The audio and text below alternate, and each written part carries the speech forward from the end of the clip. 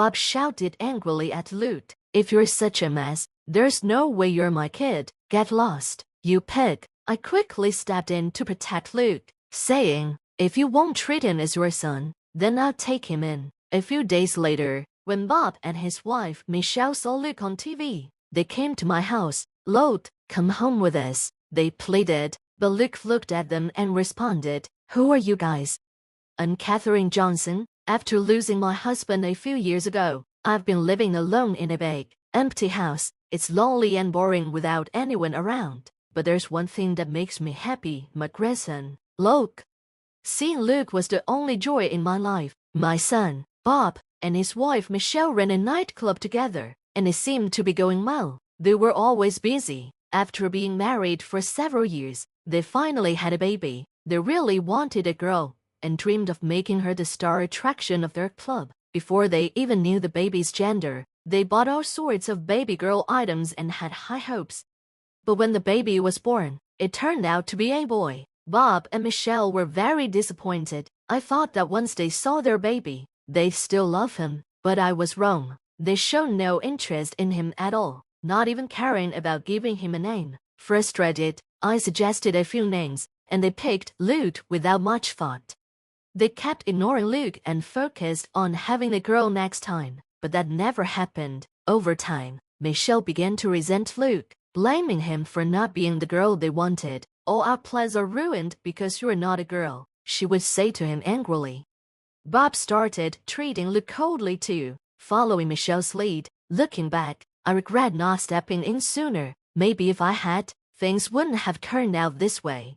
Eventually, Michelle stopped cooking meals for Luke. Instead, she would leave a $5 bill on the table every day before going to work. She wouldn't come home until very late at night, so Luke had to spend long hours alone in the house. Imagine how scary that must have been for a young child waiting by himself.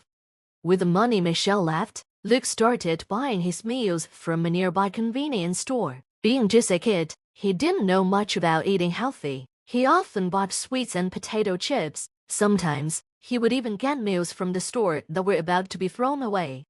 Since Luke went to the convenience store every day, the workers noticed him. One kind employee would quietly give him some food, feeling sorry for him. Because of this, even when Michelle forgot to leave money, Luke never went hungry. By the time Luke reached third grade, he weighed over 150 pounds. This was because he only ate sweet bread, convenience store meals, and junk food every day. Bob and Michelle didn't like this. After Luke gained weight, they began insulting him, saying things like, "Look at how fat you've become. Get a grip. You're not even my kid, you're just a fat burden. Get out. You're in the way." When I heard what they were saying to him, it felt like my heart would break. I wondered how Luke felt hearing such hurtful words from his own father. Worried, I would visit their house occasionally to check on him. From Bob and Michelle's tone, I suspected they were starting to hate Luke. One day, I went over to see if things were getting worse. Sadly, my fears were confirmed.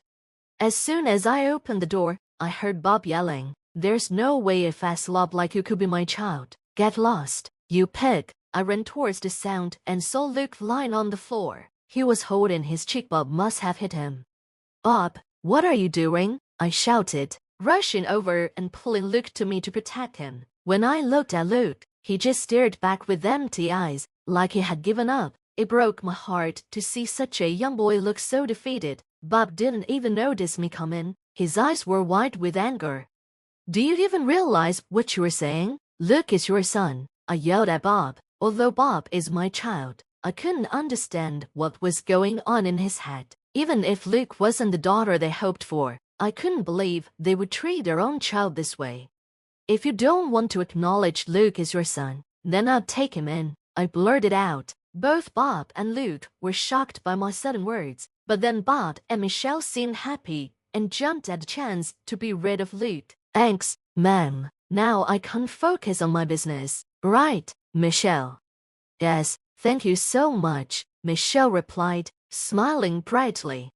The day I took Luke in, they both looked so relieved, smiling more than I'd ever seen. That's my made me feel sad because I realized just how little they cared about Luke.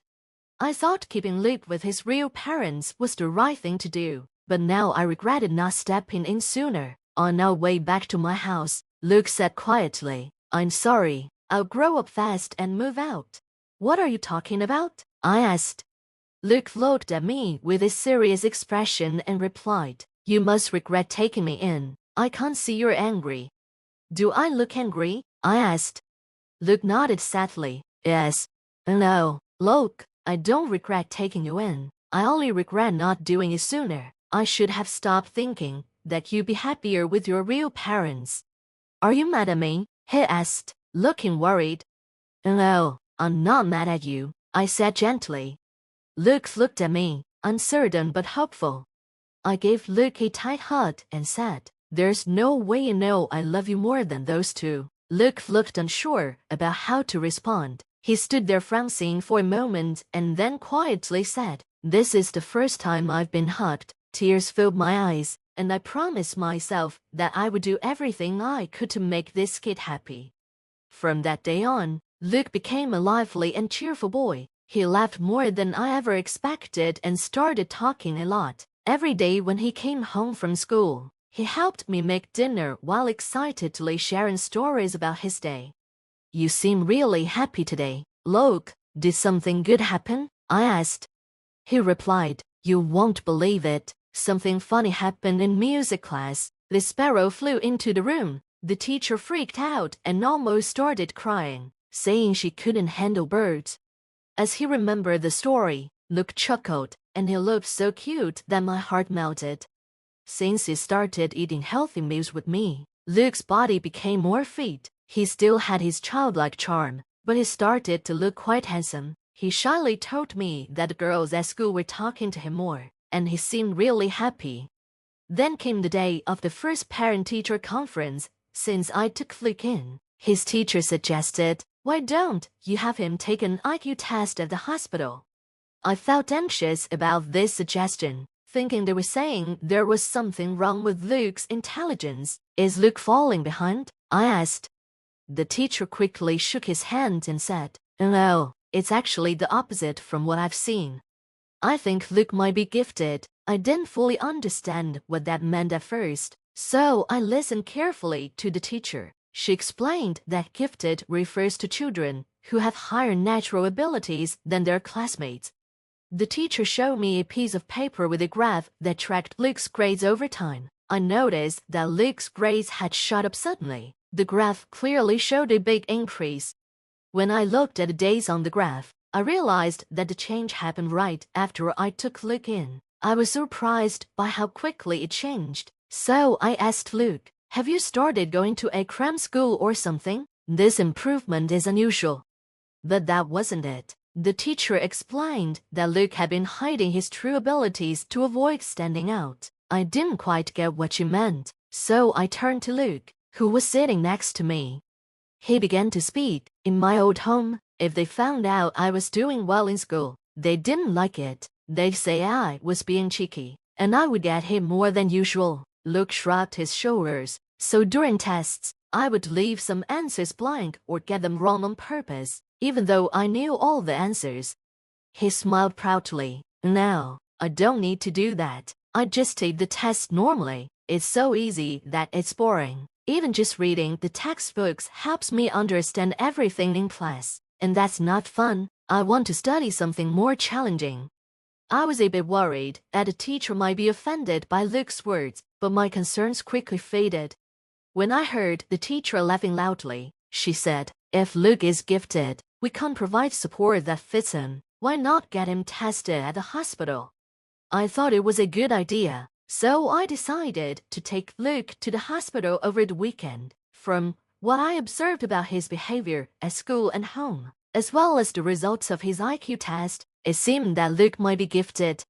The doctor explained clearly that Luke's IQ was much higher than average, which surprised me. I had no idea Luke was this smart. No wonder he found school so easy. To help Luke learn more challenging things, I decided to hire a private tutor. The tutor was very experienced and had graduated from a well-known American university. He understood Luke's needs.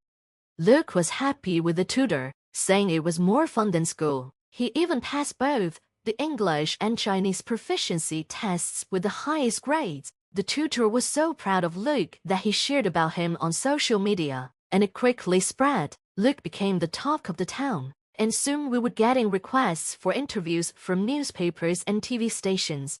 One day, while I was spending time with Luke, the doorbell rang.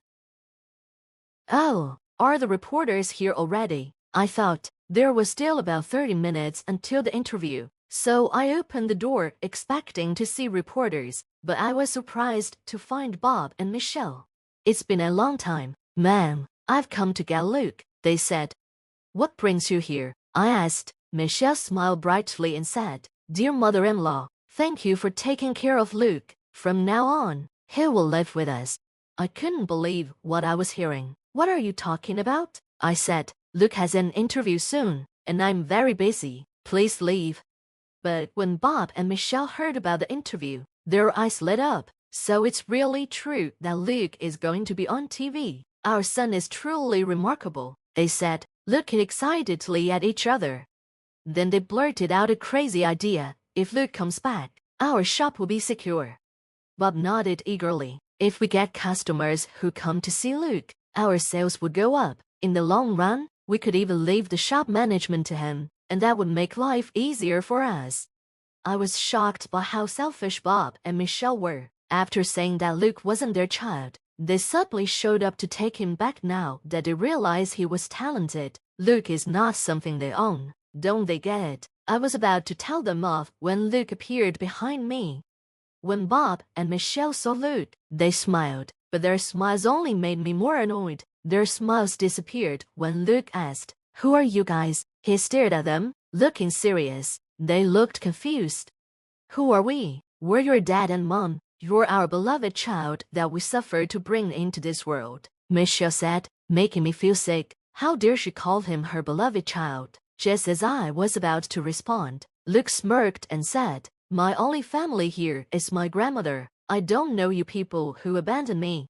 He stated this firmly, and it was clear he meant it. That woman is your grandmother, not your mother. Come back home with us, Bob tried to say gently, but Luke glared at him.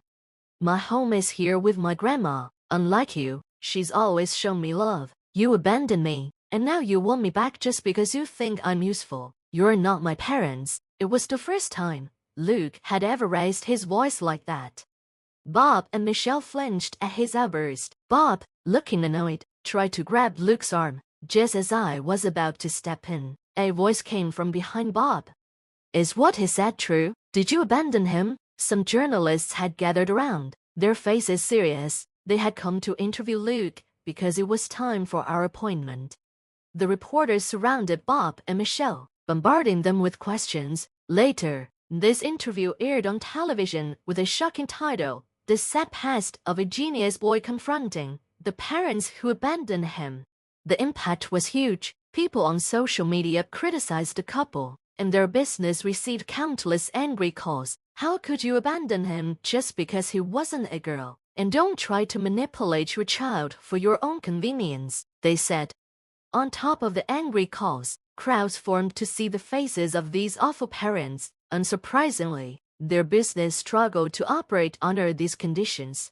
Michelle reached out to her parents for help, but they responded coldly, saying, You reap what you sow. Deal with it yourself. We have no intention of helping anyone who abandoned their child. Bob and Michelle faced criticism from everyone and were left alone. They were reportedly upset, crying out, Why is this happening to us? Hopefully, this incident would make them realize their mistakes, but given their attitude, it didn't seem likely. After that incident, Luke and I quickly moved away. I wanted to cut ties with them for good. I couldn't stand going through this over and over. I respected Luke's decision to leave, so we relocated far away to ensure they could never approach him again. We would have taken legal action if we could, but it's tough to sever ties with biological parents, even if they are adoptive. In his new school, Luke made a good friend who understood him well. Luke would bring his friend home, show him his programming projects, and happily explain his interests. While I found Luke's hobbies a bit hard to follow, his friend listened attentively and nodded as Luke talked. Sometimes, they would get caught up in deep discussions about programming. Seeing Luke so happy made me grateful we moved here. Thanks to his new friend, Luke was able to live freely and happily every day. I hope they continue to support each other and get along well.